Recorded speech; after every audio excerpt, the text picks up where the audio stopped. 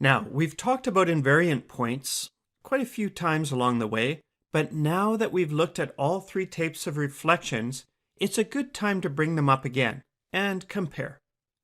Recall that an invariant point is a point that doesn't move during a transformation. It stays in the exact same place. During a reflection, the points that don't move are the ones right on the reflection line. You could say that they do what every other point does, in that they move across the reflection line to be the same distance from the reflection line but on the other side. But in this case, the distance is 0 on the first side, and so it'll be 0 on the other side. So effectively, it doesn't move. Just another way to look at it. During a vertical reflection, the graph reflects around the x-axis. So the invariant points must be right on the x-axis, or they're the x-intercepts.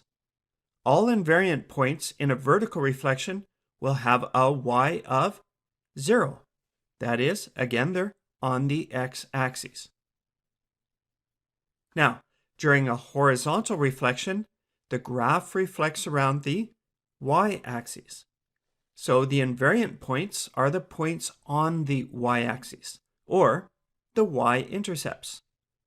So any invariant point in a horizontal reflection will have an x of 0. They're right on the y-axis. Our third reflection around y equals x, or graphing an inverse, the invariant points are the points right on this line y equals x. And we can recognize them in that they would always have an equal x and y value. Y equals x.